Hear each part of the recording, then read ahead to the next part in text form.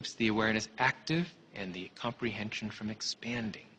That's why a very delicate technique is involved and personal instruction is involved. It's easy, it's natural, but it's delicate. And it's easy to lose it, and I'm afraid it has been lost completely. It's being revitalized again and again throughout history. Of course, Maharshi's own life is dedicated to teaching as many people as possible how to transcend and regain that experience. But unfortunately, we have a society with a certain momentum. We have generations of teachers who've gone to teachers' education or members of teachers' unions that don't always support educational innovation. So it may take a generation, unfortunately, it may take a generation. Now that simple techniques, universal, non-sectarian, scientifically verified techniques exist to gain enlightenment, it still may take a generation before these life-saving technologies to develop consciousness are reintroduced into education. You said non-sectarian. Does that mean like non-religious? Is that what you mean by that? The experience of pure consciousness really transcends any one religion or any one philosophy. It's as scientific as it is religious. It is, after all, a state of functioning of the brain, maximally expanded comprehension. It's the direct subjective experience of the scientifically discovered unified field of all the laws of nature. Is that religious? Perhaps, but it's scientific too. So there's no reason that it should be disbarred from education. Otherwise, we're going to get the same old result. 5% development of our mental potential, another generation of war and terrorism and human cruelty. And that'll go on forever until the experience of life's essential unity is bestowed and the brain is properly developed.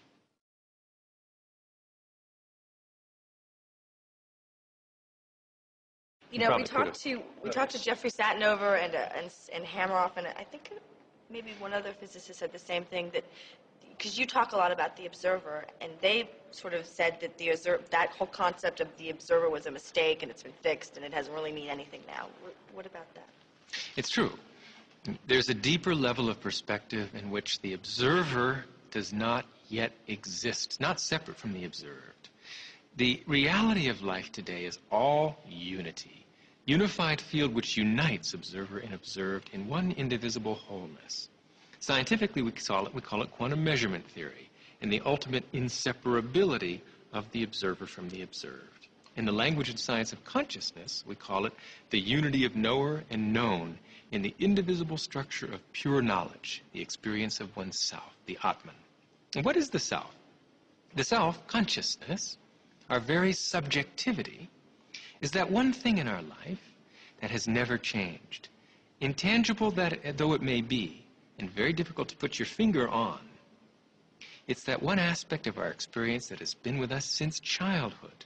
Although our beliefs have changed, our friends have changed, our bodies have changed, typically for the worse, that one thing that gives that continuity to our experience day by day, that's our consciousness. It's our subjectivity. It's the Atman, the self. And that self, which is the same for you as for me, ultimately, is this unified field discovered by science, which is essentially the creator of the universe. That is our authority. That's our dignity. If we only knew ourself and how precious it was, we would rush to experience higher states of consciousness where that experience of our unbounded subjectivity is never lost, even during the depths of sleep.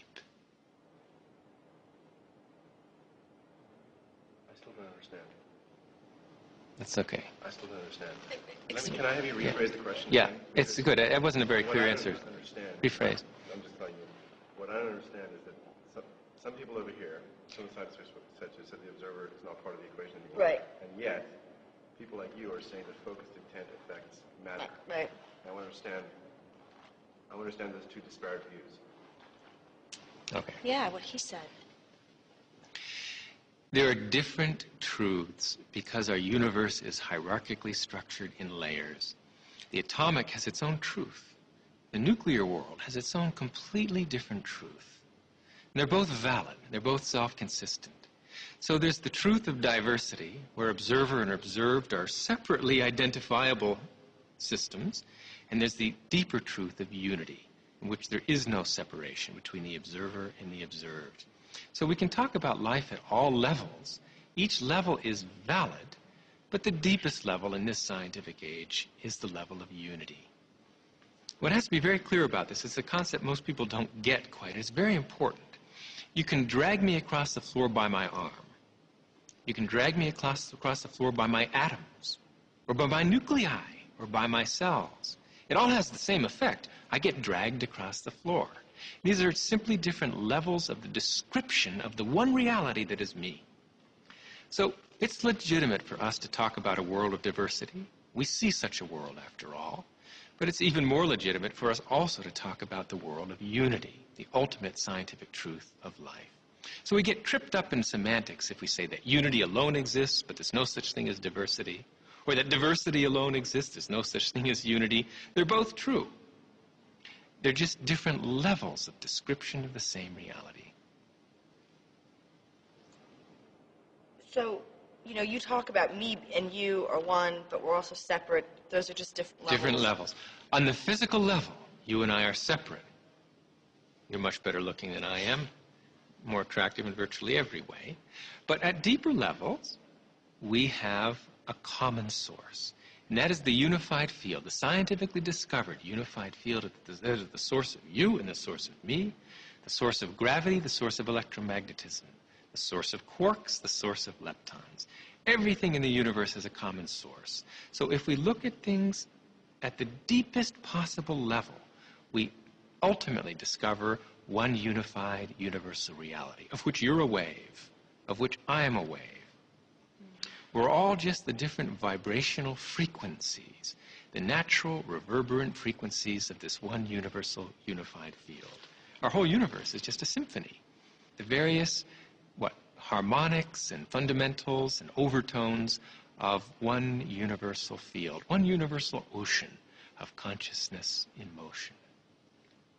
So let me ask this. I'm just trying to understand all this stuff. So does that place come from the Planck scale? Or is it... Yes. Wow, really? Yes. I totally understand it for the first time. Oh my God, I'm so excited.